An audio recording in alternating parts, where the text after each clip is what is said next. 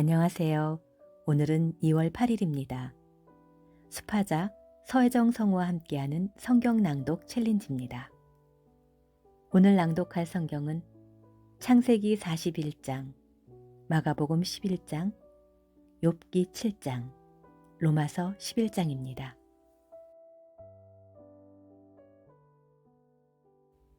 창세기 41장 바로의 꿈.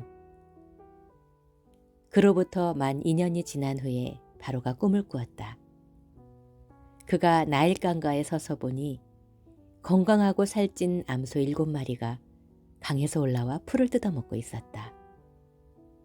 그 뒤에 흉측하고 뼈만 앙상하게 남은 다른 7마리의 암소가 강에서 올라와 먼저 나온 소들과 함께 강변에 섰는데, 그 흉측하고 깡마른 소들이 건강하고 살찐 소들을 먹어버렸다.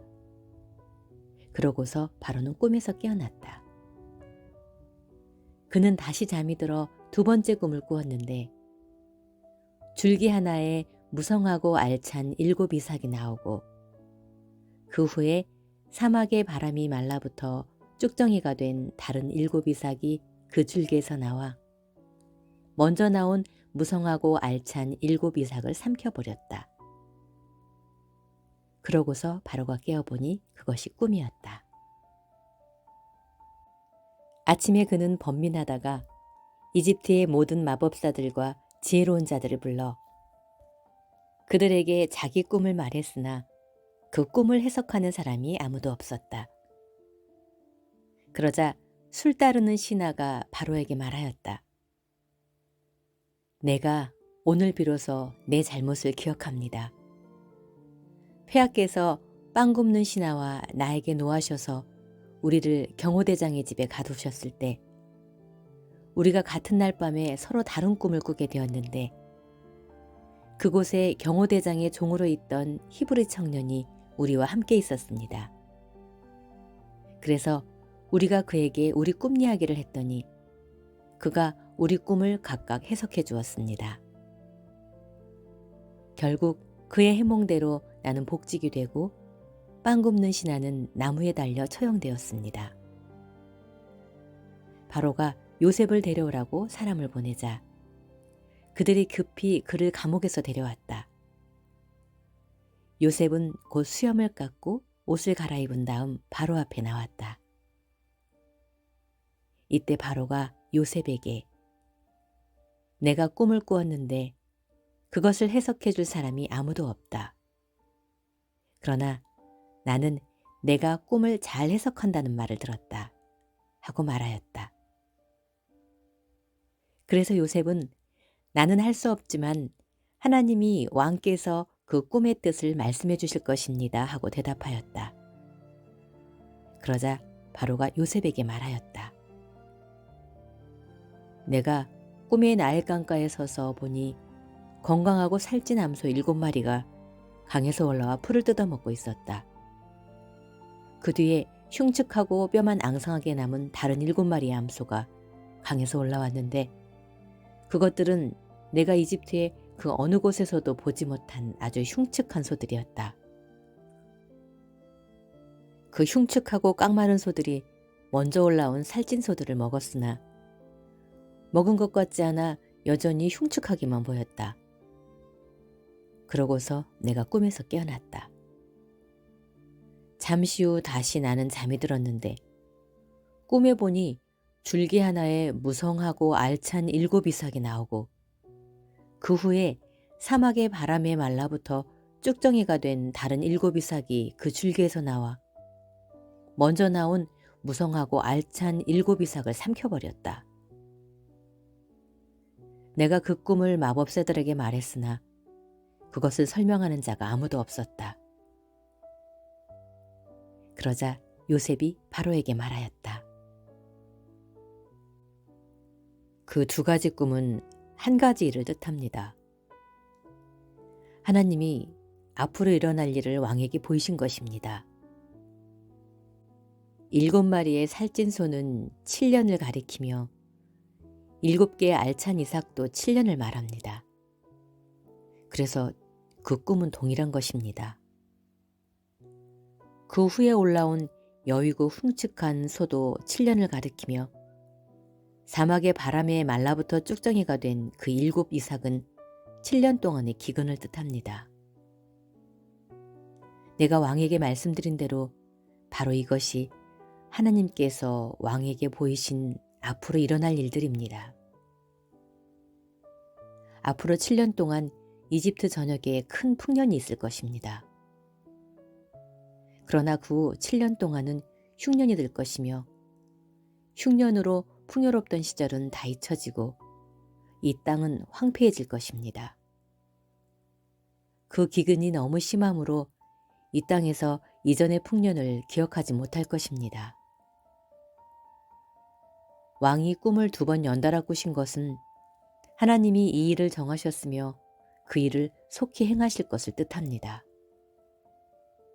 이제 왕은 총명하고 지혜로운 사람을 택하여 나라 일을 맡겨야 합니다. 행정구역을 5으로 나누고 각 구역마다 관리를 두어 풍년이 든 7년 동안의 잉여 농산물을 모조리 거두어 왕의 권한으로 각 성의 창고에 비축해 두십시오. 이와 같이 식량을 비축해 두시면 앞으로 이집트 땅에 7년 동안 흉년이 들어도 백성들이 굶어 죽지는 않을 것입니다. 이집트의 국무총리가 된 요셉. 바로와 그의 모든 신하들은 요셉의 제안을 좋게 여겼다. 그래서 바로는 신하들에게 하나님의 영이 충만한 이런 사람을 우리가 어디서 만날 수 있겠는가 하고 요셉에게 이렇게 말하였다. 하나님이 이 모든 일을 너에게 알게 하셨으니 너처럼 총명하고 지혜로운 사람이 없구나. 너는 내 나라를 다스려라. 내 백성이다. 내 명령에 복종할 것이다. 내가 너보다 높은 것은 이 왕좌뿐이다. 그러고서 바로는 요셉에게 내가 너를 이집트 전국을 다스릴 총리로 임명한다 하며 자기 인장 반지를 빼어 요셉의 손가락에 끼워주고 그에게 고운 모시옷을 입히며 금사슬을 그의 목에 걸어주었다. 그리고 왕은 그를 궁중 2호 수레에 태웠으며 그가 가는 곳마다 의전관이 엎드려라 하고 외쳤다. 이렇게 해서 요셉은 이집트의 국무총리가 되었다. 그러고서 바로는 요셉에게 나는 왕이다. 그러나 내 허락이 없이는 이집트 땅에서 손발을 놀릴 자가 없을 것이다 하고 그에게 사브낫 바네아라는 이집트 이름을 붙여주고 또 헬리오플리스의 제사장인 보디베라의 딸 아스낫을 그의 아내로 주었다. 요셉이 이집트 왕 바로를 섬기기 시작했을 때는 그의 나이 30세였으며 그때부터 그는 이집트 전역을 순회하였다. 7년 동안의 풍년으로 그 땅에는 농산물이 엄청나게 많았다. 그래서 요셉은 7년 동안 그 모든 곡식을 거두어 각 성에 비축했는데 각 성의 주변 밭에서 난 곡식은 그 성에 저장하도록 하였다. 이와 같이 요셉이 거두어 저장한 곡식이 바다의 모래처럼 많아 비축량을 계산할 수가 없었다. 흉년이 들기 전에 헤리오폴리스의 제사장인 보디베라의 딸 아스낫이 요셉에게 2 아들을 낳아주었다. 요셉은 장남의 이름을 므낫셋이라 하고 하나님께서 나의 모든 고난과 내 아버지의 집안 식구들을 잊어버리게 하셨다 하였으며 또 둘째 아들의 이름은 에브라임이라고 지었고 내가 고생하는 땅에서 하나님이 나에게 자식을 주셨다 하였다. 이집트 땅에 7년 동안의 풍년이 끝나고 요셉의 말대로 7년 흉년이 시작되었다. 이때 다른 나라에는 기근이 들어 굶주렸으나 이집트 전역에는 식량이 있었다. 그러나 이집트에도 서서히 기근이 찾아들자 백성들은 바로에게 식량을 달라고 부르짖었다. 그래서 바로는 모든 이집트 사람들에게 요셉에게 가서 그가 시키는 대로 하라고 하였다. 이집트 전국의 기근이 더욱 심각해지자 요셉은 모든 창고를 열고 이집트 사람에게 곡식을 팔았다. 그리고 기근이 온 세상을 휩쓸고 있었으므로 다른 나라 사람들도 요셉에게 곡식을 사려고 이집트로 몰려들었다. 요셉의 형들이 이집트로 감. 마가복음 11장. 예루살렘 도착. 그들이 예루살렘에 가까운 감난산 기슭 벳바게와 베다니에 이르렀을 때 예수님은 두 제자를 보내며 이렇게 말씀하셨다. 너희는 맞은편 마을로 들어가거라. 거기에 가면 아무도 타본 적이 없는 나귀 새끼 한 마리가 매어 있을 것이다. 그것을 풀어서 끌고 오너라. 누가 너희에게 왜 그러냐고 묻거든 주님이 쓰신다고 하여라. 그러면 곧 보내줄 것이다.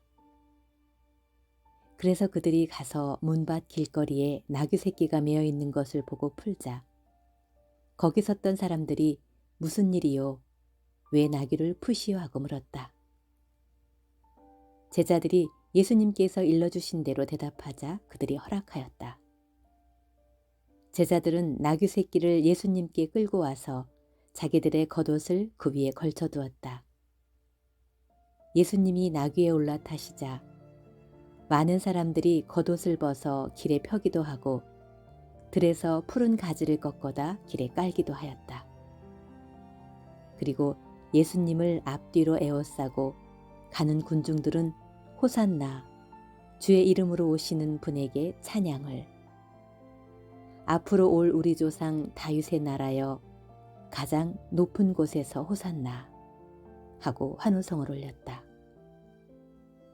그 길로 예루살렘에 도착하신 예수님은 성전에 들어가 모든 것을 둘러보시고 이미 날이 저물었으므로 12제자와 함께 베다니로 가셨다. 이튿날 그들이 베다니를 떠날 때 예수님은 시장하셨다. 약간 떨어진 곳에 마침 잎이 무성한 무화과 나무 한 그루가 있는 것을 보시고 예수님은 혹시 열매가 있는지 보려고 가셨으나 아직 무화과철이 아니어서 잎사귀뿐이었다. 그래서 예수님은 그 나무를 향해 사람이 내게서 다시는 열매를 따먹지 못할 것이다 하고 말씀하셨다. 그리고 제자들도 예수님이 그렇게 말씀하시는 소리를 들었다. 예루살렘에 이르시자 예수님은 성전에 들어가 거기서 매매하는 사람들을 다 쫓아내시고 돈 바꿔주는 사람들의 상과 비둘기 파는 사람들의 의자를 둘러엎으셨다. 그리고 예수님은 아무도 물건을 가지고 성전 안으로 지나다니지 못하게 하시고 그들에게 내 성전은 모든 민족에 기도하는 집이다 라고 성경에 쓰여 있는데 너희는 이 집을 강도의 소굴로 만들었다 하고 말씀하셨다.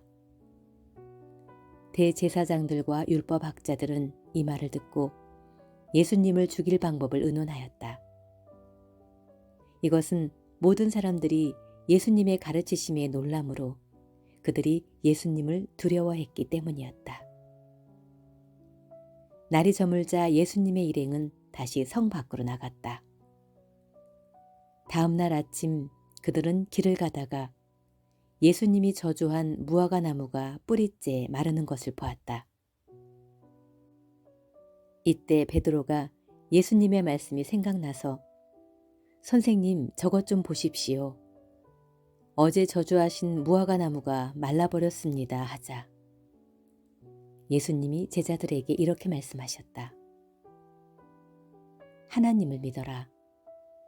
내가 분명히 말하지만 누구든지 이 산을 향해 땅에서 들려 바다에 빠져라 하며 마음속으로 의심하지 않고 자기가 말하는 것이 반드시 이루어질 것이라고 믿으면 그대로 될 것이다. 그러므로 내가 너희에게 말한다. 너희가 기도하고 구하는 것은 무엇이든지 받은 줄로 믿어라. 그러면 그대로 될 것이다. 너희가 서서 기도할 때 어떤 사람과 서로 마음 상한 일이 있거든 용서해 주어라. 그러면 하늘에 계신 너희 아버지께서도 너희 잘못을 용서해 주실 것이다. 그러나 너희가 용서해 주지 않으면 하늘에 계신 너희 아버지께서도 너희 잘못을 용서해 주시지 않을 것이다. 그들은 다시 예루살렘에 들어갔다. 예수님이 성전들을 거니실 때 대제사장들과 율법학자들과 장로들이 와서 당신은 무슨 권한으로 이런 일을 하고 있소? 누가 당신에게 이런 권한을 주었소? 하고 따져 물었다. 그때 예수님이 대답하셨다. 나도 한 가지 묻겠는데 너희가 대답하면 내가 무슨 권한으로 이런 일을 하는지 말하겠다. 요한의 세례가 하나님에게서 왔느냐? 아니면 사람에게서 왔느냐? 말해보아라. 그러자 그들은 만일 하나님에게서 왔다고 하면 왜 그를 믿지 않았느냐 할 것이고, 그렇다고 사람에게서 왔다고 하자니 모든 사람들이 요한을 예언자로 여기고 있으므로 백성들이 두렵다 하고 서로 의논하다가 우리는 모르겠소 하고 대답하였다. 그래서 예수님은 그들에게 나도 무슨 권한으로 이런 일을 하는지 말하지 않겠다 하고 말씀하셨다. 욥기 7장. 인생은 전쟁을 하는 것 같고 그 사는 날이 품팔이꾼의 생활과 같다. 종이 해만지기를 바라고 품팔이꾼이 품삯을 기다리는 것처럼 내가 여러 달째 고통을 받으며 이 길고 지친 밤을 외롭게 보내야만 하는구나. 내가 누울 때는 언제나 일어날까 하고 생각하며 새벽까지 긴 밤을 엎치락 뒤치락 하다가 보낸다. 내 피부는 전신에 구더기와 부스럼으로 뒤덮여 있고 내 살은 골마 터지고 있다. 내 날이 배틀의 북보다 빨라 희망 없이 그저 지나가 버리는구나. 나의 하나님이시여, 생명이 단 한 번의 호흡에 불과한 것을 기억하소서. 내가 행복한 날을 다시 볼 수 없게 되었습니다. 나를 보는 눈이 다시는 나를 보지 못할 것이며 주께서 나를 찾아도 내가 이 세상에 없을 것입니다. 구름이 사라져 없어지듯 사람이 한 번 죽으면 영원히 사라지고 말 것입니다. 죽은 자는 다시 자기 집으로 돌아가지 못할 것이며 그가 살던 곳도 다시 그를 기억하지 않을 것입니다. 그러므로 내가 침묵을 지키지 않고 내 괴로움을 말하며 내 영혼의 슬픔을 털어놓아야겠습니다. 하나님, 내가 바다 괴물입니까? 어째서 나를 지키십니까? 내가 잠자리에서나마 내 고통을 잊어보려고 해도 주께서는 악몽으로 나를 놀라게 하시고 환상으로 나를 두렵게 하십니다. 내가 이런 몸으로 삶을 계속하는 이보다 차라리 숨이 막혀 죽기를 원합니다. 이젠 사는 것도 싫어졌습니다. 내가 더 이상 살고 싶지 않으니 나를 내버려 두십시오. 내 삶은 무의미합니다. 사람이 무엇이기에 주께서 그처럼 소중히 여기셔서 많은 관심을 쏟으시고 아침마다 살피시며 매 순간마다 시험하십니까? 주께서는 어째서 잠시 동안도 내게서 눈을 떼지 않으시고 침 삼킬 동안도 나를 내버려 두지 않으십니까? 사람을 살피시는 주여, 내가 범죄하였다고 해도 그것이 주께 무슨 해가 됩니까? 어째서 나를 관역으로 삼으셨습니까? 내가 그처럼 주께 부담이 됩니까? 어째서 주는 내 허물을 용서하지 않으시고 내 죄를 씻어주시지 않으십니까? 나는 곧 죽어 흙에 눕게 될 것입니다. 그땐 주께서 나를 찾아도 내가 이미 사라지고 없을 것입니다. 로마서 11장. 그의 백성을 버리지 않으심. 그러면 하나님께서 자기 백성 이스라엘을 버리셨습니까? 결코 그렇지 않습니다. 나도 이스라엘 사람이요 아브라함의 후손이며 베냐민 지파 출신입니다. 하나님은 처음부터 택하신 자기 백성을 버리지 않았습니다. 엘리야가 이스라엘을 걸어 하나님께 고발한 성경 말씀을 보십시오. 주여, 그들이 주의 예언자들을 죽이고 주의 제단을 헐어버렸으며 살아남은 예언자는 나 하나밖에 없는데 그들이 나마저 죽이려고 합니다. 라고 하지 않았습니까? 그러나 하나님께서 그에게 무엇이라고 대답하셨습니까? 내가 나를 위하여 바알 우상을 섬기지 않은 사람 7,000명을 남겨두었다 라고 대답하셨습니다. 그와 같이 지금도 하나님의 은혜로 선택된 사람들이 남아 있습니다. 그것은 행위로 된 것이 아니라 하나님의 은혜로 된 것입니다. 그렇지 않으면 은혜가 진정한 은혜라고 할 수 없습니다. 그렇다면 무엇이란 말입니까? 이스라엘은 결국 자기들이 찾던 것을 얻지 못하고 선택받은 사람들만 얻었으며 나머지는 완고해지고 말았습니다.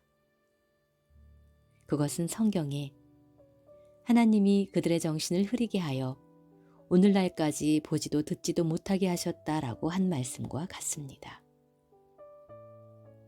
다윗도 이렇게 말하였습니다. 그들의 식탁이 올가미와 덫과 거지적거리는 장애물과 죗값을 받는 자리가 되게 하소서.